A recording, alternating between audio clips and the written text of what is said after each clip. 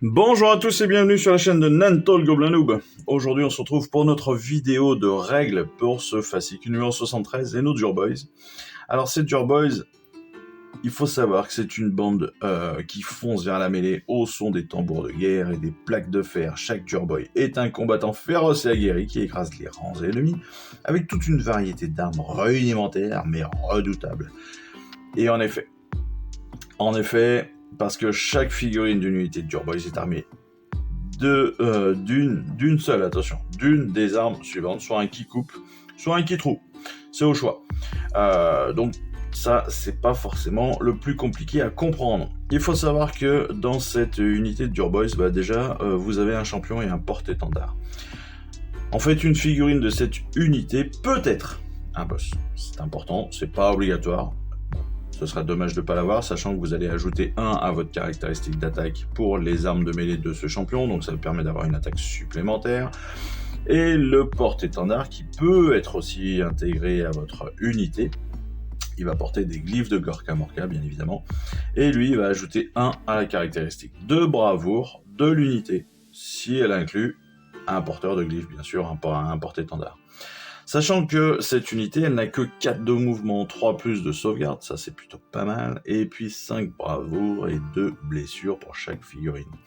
Les qui coupent ont 2 attaques qui touchent à 3+, blessent à 3+, moins 1 de perfo, 1 dégât, donc c'est plutôt pas mal. Et les qui trous, donc les couteaux, eh bien eux, on est à 2 attaques, 4+ pour toucher, 3+ pour blesser, moins 1 de perfo et 1 dégât. Est-ce qu'on utilisera beaucoup de qui trous par rapport à des qui coupes ? Eh bien, oui. oui. Pourquoi ? Déjà parce que les Kitrou, en fait, ils ont une aptitude.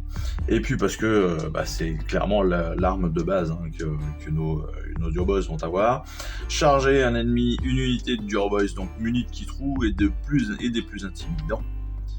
Car ces armes grossières parfois aisément les armures. En fait, les Kitrou, ils vont améliorer de 1 la caractéristique de perforation des Kitrou de cette unité si la cible fait un mouvement de charge au même tour. Ça veut dire quoi ? Ça veut dire que le Kitrou, en fait, d'accord, la perfo sera de -2 si l'unité adverse vient de vous charger. Donc ça, c'est plutôt très très cool. Voilà, en termes de défense, on va dire, eh bien oui, si l'unité adverse vous charge, donc vous allez être en défense normalement, en tout cas à quelque chose près, et donc vous allez avoir une perfo améliorée. Ça c'est quand même le top. Et puis la deuxième aptitude qu'ils vont avoir, c'est coup de bouclier. Et coup de bouclier, ces plaques de fonte sont constellées de pointes et de dents de métal qui les transforment en armes plus redoutables encore. Chaque fois que cette unité, donc après toutes ces attaques, ont été résolues, on va choisir une unité ennemie à 1 pouce des Dur Boys, et on va jeter un dé pour chaque figurine de l'unité en question. Et ces jets de dés sont appelés jets de coup de bouclier, et pour chaque jet de coup de bouclier de 6+, eh bien l'unité ennemie subit alors une blessure mortelle. Trop cool ! Autrement dit, vous avez fini de vous bastonner, et vous lancez quand même un dé pour chaque figurine qui est à 1 pouce de vous, et le coup de bouclier sur un 6 leur met une blessure mortelle. C'est toujours bon à prendre, surtout que vous avez déjà fini votre attaque, et donc c'est un petit plus pour déconner quoi. Alors que l'aptitude qui trouve, c'est ce que je vous disais, vous faites charger, et quand vous vous faites charger, vous allez avoir une perfo de -1 en plus de ce que vous avez déjà, donc une perfo qui va monter à -2. Ça c'est aussi plutôt très très très très sympa. Le plan de bataille de la semaine, parce que comme je vous l'ai dit en début de semaine, on a vu les tactiques de base, on a vu ce triptyque avec les actions héroïques, les optimisations et les aptitudes du commandement, donc je ne vais pas revenir dessus. Juste pour vous rappeler qu'évidemment, vos héros, vos boss, vos monstres, vos sorciers, ce sont évidemment des personnages hyper importants sur votre champ de bataille. Ils ont des points de vie, ils ont des sorts, ils ont des points de commandement. Utilisez-les à bon escient. Apprenez bien vos règles, apprenez bien vos aptitudes, apprenez bien vos actions héroïques, vos optimisations. Faites en sorte de bien comprendre comment ils fonctionnent, savoir quels sorts ils vont pouvoir lancer, quelles optimisations ils ont, quelles aptitudes de commandement ils vont pouvoir utiliser pour vous permettre de les utiliser à bon escient dans vos combats. Et ça, c'est hyper important parce que clairement, ce sont des personnages essentiels sur votre champ de bataille. Ils ont du point de vie, ils ont souvent de la résistance, ils ont souvent de la force. Et donc, ce sont des personnages qu'il va falloir utiliser comme il faut. On ne va pas juste les envoyer à la guerre pour les envoyer à la guerre. Il faut avoir un minimum de recul, un minimum de réflexion pour les utiliser comme il faut et dans le meilleur délai, le meilleur timing possible, voilà, pour qu'ils soient les plus efficaces, que ce soit en termes de magie, de point de commandement ou quoi que ce soit. Voilà, donc ça, très important. La référence, vous l'avez, je vous l'ai déjà faite sur la découverte du fascicule, et comme ça, au moins, on en a reparlé. Je disais donc le plan de bataille de la semaine, eh bien c'est embuscade à brute tombe dans notre campagne dernier carré. Fraîchement débarqués d'Akshi, les troupes de l'ordre commencèrent à relever leurs camarades épuisés dans la cité de Sigmar. Même si la ville abritait une grosse garnison, un certain nombre de postes d'éclaireurs et de positions avancées n'avaient pas reçu de nouvelles unités ni de ravitaillement depuis des mois. Les ressources étaient si limitées que plusieurs têtes de pont avaient été perdues sans qu'on sût si elles avaient été submergées ou détruites, tant la situation était chaotique à la frontière. Une fois les avant-postes voisins approvisionnés et relayés, les commandants de la force de l'ordre tournèrent leur attention vers les plus éloignés. La frontière évoluait si vite qu'un grand nombre de troupes durent être mobilisées car il y avait de grands risques pour qu'une place forte située en première ligne le mois précédent se retrouve désormais en plein cœur du territoire ennemi. Les boss de la Horde Verte observèrent ces efforts avec intérêt.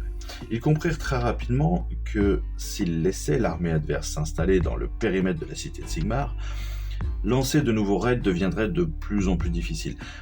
Le boss qui tue, Snaglak Fracasse-Mur, envoya aussitôt des instructions pour que ses sbires harassent et pourchassent les ennemis dans les zones où les ressources de la destruction étaient maigres, et les annihilent là où les meutes ruques étaient suffisamment fortes.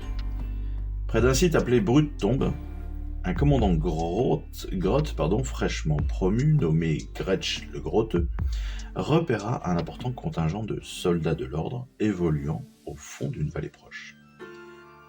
C'était le seul endroit disposant d'un certain couvert sur des kilomètres à la ronde. Il progressait vers les ruines des avant-postes, éternels que les forces de la Horde avaient détruits bien des mois auparavant. Les décombres se trouvaient désormais dans le territoire de la destruction et Gretsch entendait qu'elles y restent. Il ordonna à ses troupes de se diviser et d'encercler l'armée adverse en dévalant les deux versants. L'heure du combat avait sonné.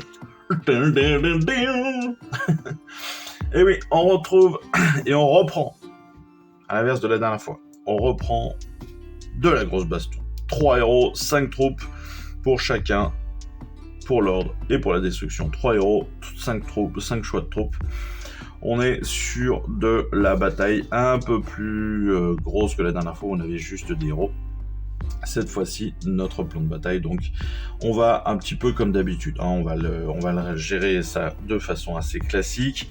On va positionner nos 4 tapis de bataille comme un grand rectangle, avec le territoire de la destruction sur les 2 petits côtés, et puis le territoire de l'ordre de déploiement, de l'ordre sur le centre du champ de bataille.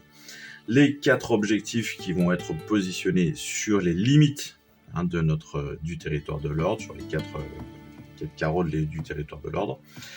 Et puis, comme d'habitude, on va pouvoir disposer aussi des décors jusqu'à 6. Alors, comme à notre habitude, à plus de 3 pouces, des objectifs et des autres éléments de terrain. Comme toujours, déploiement, premier tour, tout se fait au jet de dés. 5 rounds cette fois-ci, non pas 4 comme la dernière fois. Des points de victoire, 1 point si vous contrôlez un objectif, un autre si vous en contrôlez 2, un 3e potentiel si vous avez plus d'objectifs que votre adversaire, et cette fois-ci, un 4e potentiel pour chaque unité ennemie détruite. Et ça change, ça nous ramène une petite nouveauté, un petit besoin de brutalité supplémentaire. avec une règle spéciale qui va s'appeler pas de pitié. Submergés par la fureur du combat, les troupes sont envahies d'une rage bestiale et se ruent les unes sur les autres pour provoquer un carnage. Autrement dit, si une unité réussit une charge allouée D3 blessures mortelles à l'unité qui a été chargée. Ça veut dire quoi? Ça veut dire que si je charge avec mon unité et que je réussis ma charge, eh bien l'unité sur laquelle je charge va prendre D3 blessures mortelles dès le départ, avant même le début des combats. Ça, c'est plutôt sympa, ça va amener un peu plus de variété et puis de suspense et de hasard aussi dans notre bataille, et ça va être plutôt cool à gérer ça. Bon, on parle pas de la prise de guerre, la prise de guerre c'est à vous d'écrire ce que vous le souhaitez, et puis de noter vos différents faits d'armes, hein, ça c'est habituel maintenant. Vous le faites pas, ça c'est encore autre chose. Voilà, écoutez, on s'arrête là-dessus pour cette vidéo de règles. J'espère qu'elle vous aura plu, j'espère qu'elle vous aura intéressé un minima. Et eh bien, je perds mes mots. C'est ça, j'ai perdu mes mots. Non, je voulais juste encore une fois vous remercier. Vous remercier pour tout, pour vos commentaires positifs, pour le suivi de la chaîne. Ça a été très très sympa de faire ces 2 ans avec vous. Il nous reste encore 6 numéros à voir, 7 numéros à voir, et c'est avec une vérité. C'était un vrai plaisir de faire tout ça. Donc je suis très très content et je vous en remercie encore. Et puis il me reste plus qu'à vous dire à très vite pour les prochaines vidéos. Je vous embrasse et puis voilà. Allez, à plus. Ciao, bye bye. Je vous remercie d'avoir suivi cette vidéo. Si ça vous a plu, eh bien abonnez-vous, lâchez un petit like et un commentaire, et suivez-moi sur Instagram où je poste régulièrement des photos de mes dernières réalisations et dernières peintures. Et puis comme il est maintenant de tradition sur la chaîne, je vous souhaite une excellente fin de journée, et surtout, lisez bien, collectionnez bien, assemblez bien, peignez bien et jouez bien. Allez, je vous embrasse et puis je vous dis à très vite. Allez, ciao, bye bye.